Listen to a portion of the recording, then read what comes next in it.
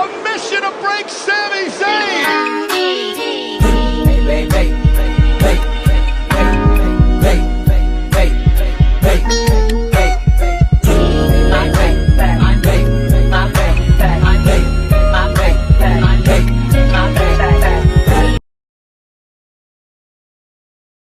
Hey, what's going on YouTube land? This your boy TJ and welcome to my YouTube channel, Wrestling Nostalgia, where I give my reviews on the WWE shows and PLE events, and today we are going to be reviewing Raw, July 22nd, 2024. But before I get into my review, just go ahead and get that thumbs up and like. It helps push my video through the algorithm. Without further ado, let's go ahead and get into Raw. So we open up Raw with Gunther, and he comes out and says, you know what, I had time to reflect on what I said last week, and you know, I take that back. I meant every word of what I said last week. You are street trash. And you know what? I done seen your associates. They're street trash too. No matter all that, oh, I had to fight for everything I had to get, you still street trash. So how about I give you one more chance to go ahead and come down to this ring and reward me with my world championship, so that way you can relinquish the weight that you're not carrying as far as the world championship. So Damian comes out and he socks Gunther right in the mouth. And they are brawling like they on the streets of Brooklyn, okay? They were just boop, boop, boop, boop, boop, boop, just throwing them. And to be honest, Gunther was getting got. Like, he was throwing him back and he was trying to kick him and everything like that, but Damian was just too heated and he was too hot and it just was not working.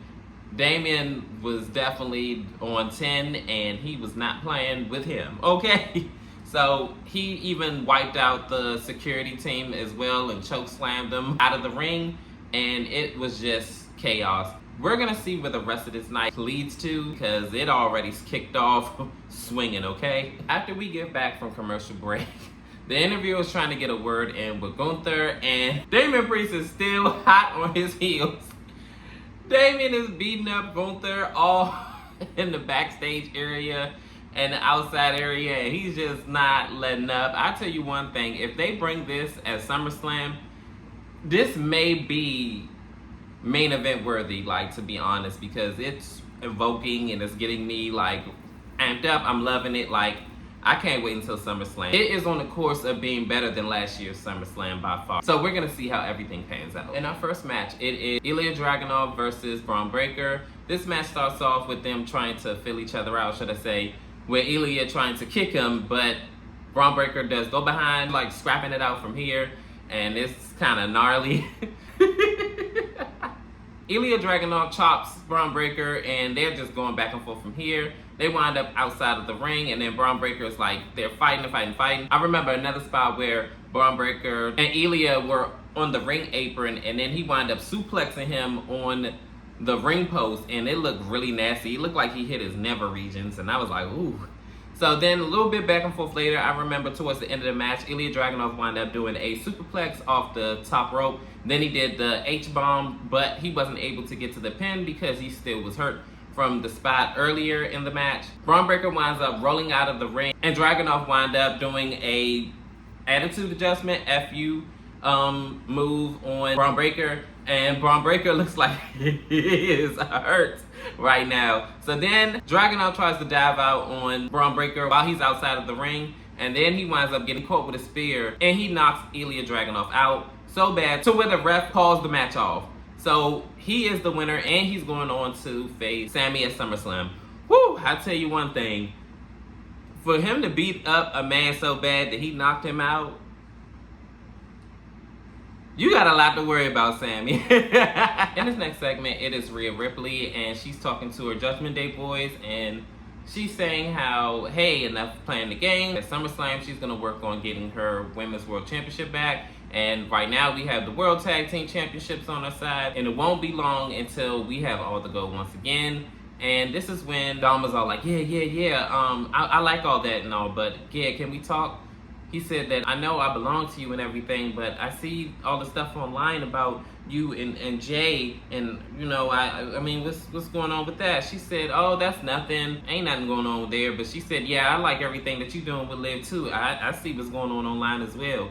So then this is when Finn Balor says that, hey, I think we should just go ahead and beat up on Jey Uso. So she's all like, no, don't beat up on Jey. Why you want to rage war? What's that for? Finn said, am I hearing you right? You're defending Jey?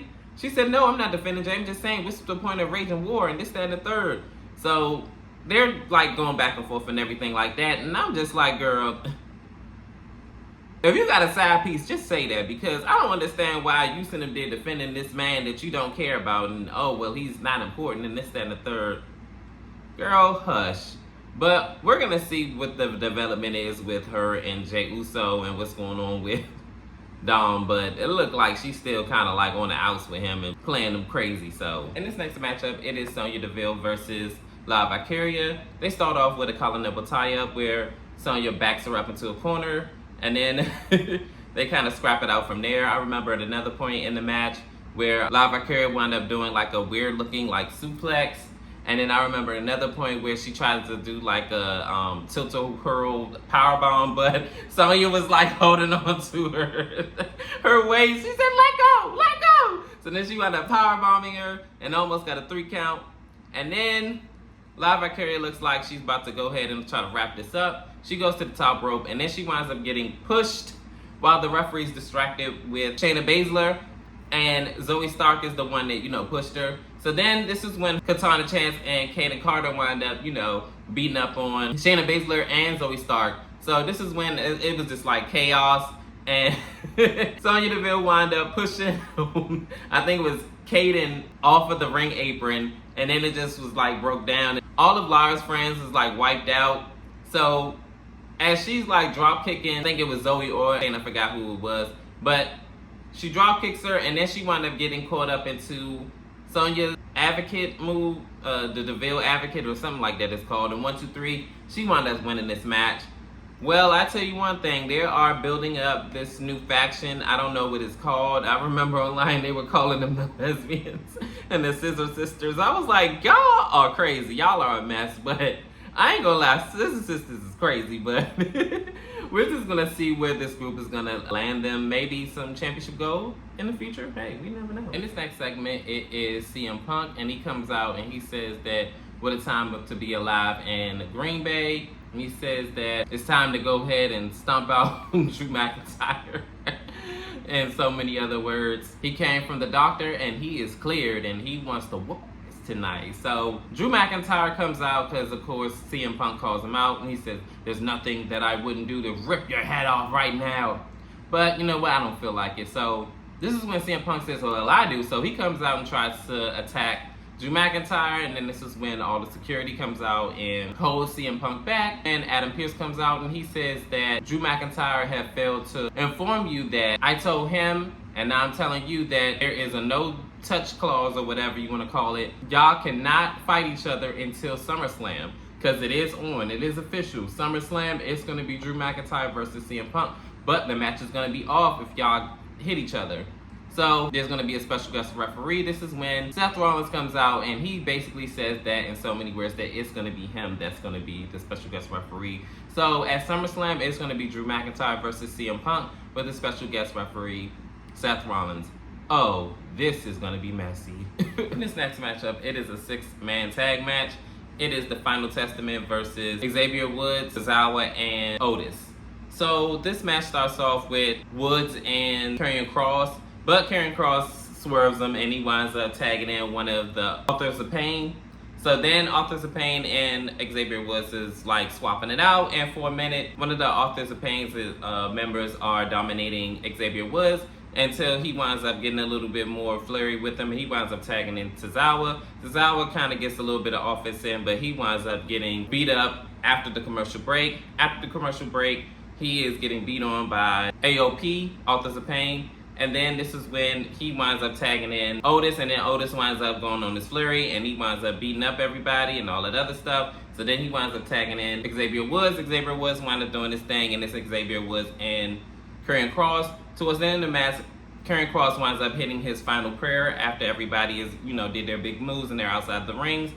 And 1, 2, 3, he winds up winning this match. I tell you one thing, if this isn't going towards a Xavier Woods turn, you can go ahead and throw this whole storyline away, because I just don't see a point in doing this Or if we're not getting swerved into Kofi Kingston winding up joining the Final Testament, then the New Day done ran its course. It peaked. Like, they had their run. It's over. Okay? I love the New Day, but it's finito. In this next segment, it is the Creed brothers and Chad Gable, and they're talking to the Alpha Academy. And basically, Chad Gable is trying to woo over Otis, if you can call it that, to join them so that way they can combat the Y6 because they are after them. And he basically says that they're after everybody, so don't think that y'all are exempt. And he's basically, gaslight him and things like that. And kind of throw his little insults as well, saying that he's less than smart. So Otis says no. So then he was like, okay, well, Chad Gable says, you give me no choice. So he winds up sicking the Creed brothers on the Alpha Academy. They're going back and forth, and they wind up getting down the Creed brothers, and Chad Gable winds up getting in the arms of Otis, and it looks like he's about to power slam him, but he winds up getting beat up in the process by the Creed brothers. So then all of a sudden, lights go dark, and now the Y6 comes out, and this is when Chad Gable's in the ring alone with Uncle Howdy, and he says, there you are. So then Chad Gable turns around and he winds up walking into a Sister Abigail. I feel so bad for Chad Gable. He is in the grips of the Wyatt Six and they not letting go. So we're going to see what's going to happen with Chad Gable. In this next matchup, if you can call it that, it is Pete Dunne versus Bronson Reed. And before the match even can get underway, Sheamus comes out and starts attacking everybody, and it looks like he's about to do the bro kick on Pete Dunne, but Pete Dunne wound up getting out of there after getting a beating. He winds up getting out of the ring, and then Sheamus winds up turning his attention to Bronson Reed, and he winds up doing the bro kick on him instead. And it looks like this is heating up. I don't know where they're going with this, but it looks like Pete Dunne better stop playing with Sheamus. In this next segment, it is Rhea Ripley and Dominic Mysterio. She is dragging them into the ring, and she says, look, Liv, if you want him, come get him. So Liv Morgan music plays, and she doesn't come out. She is out in the rafters. She says that I'm not coming down there because unlike you, I have self-control. I waited all this time. I could wait at SummerSlam. She said, I came out here because you know and I know that Dom has feelings for me and I have feelings for him too. She says that gorgeous men like Dom like women like me and da-da-da-da-da. So he doesn't go for women like you. So this was an obvious shot at her. So Rhea Ripley is upset and she tries to go after her, but Dominic Mysterio winds up stopping her, and he is reluctant on letting her go after Liv Morgan. So he says, look, hear me out, hear me out. Dominic says that, you want me to say those words, huh? You want me to say those words? Huh, Liv? I hate you. You ruined everything for me. You need to go away. Leave me alone. There's nothing about you that I want. Mommy is my mommy, and there's nothing and nobody that's gonna make me stop loving on my mommy. Go away. So she's left in tears and she leaves, and Rhea has like the biggest smile on earth as if she won $1 billion, okay? And you best believe at SummerSlam, Liv is going to come with all that emotion and all that animosity, and she is going to charge fully. And she's going to charge fully at Rhea Ripley's head. In this next matchup, it is Zelina Vega versus Zoe Stark. They start off with Zelina trying to roll up Zoe for a quick win, and she kicks out. And then from there, she winds up doing a tornado DDT. And then they just are like, playing cat and mouse thing. And then Zoe Stark winds up finally gaining control by hanging her arm up on the top rope. And then from there, the commercial break ensues, and I'm going to go ahead and get right towards the end. Zelina Vega looks like she's about to go for a 619. She winds up getting tripped up by Shayna Baszler. Then this is when Kaden, Katana, and Lyra Valkyria comes out to help out Zelina Vega. Zelina Vega winds up almost getting powerbombed, but she winds up using her cast and hit her right on top of the head. Then she winds up hitting her again while the referee is not looking, and he is paying attention more to what's going on the outside. She winds up hitting her code red in 1, 2, 3. Zelina Vega wins this match. I don't know where Zelina's storyline is going, or if she's getting pushed as another contender for Liv Morgan. We just have to wait and see what's going to happen and what they're cooking up. But I've been seeing online that they're saying that they want her to get a big push in WWE. I don't know if it's going to happen or formulate, but gonna have to see what WWE is gonna be cooking up. Finally, we are here at our main event. It is Jey Uso and Sami Zayn versus the Judgment Day. So they start off like filling each other out and doing collar elbow tie-ups and things like that. It kind of goes back and forth-ish and everything like that. And then towards the commercial break, Sami Zayn winds up doing a backflip, and then we go on. I'm gonna just skip on into the main part, the end. So Sami Zayn winds up getting thrown out of the ring. Then Finn Balor and JD McDonough wind up putting Jey Uso on the top rope, and they wind up trying to do a double team move. And then this is when Sami Zayn wind up coming back out and doing a haluva kick and sets up Jey Uso to do his big splash on JD McDonough. And then 1, 2, 3, the match ends.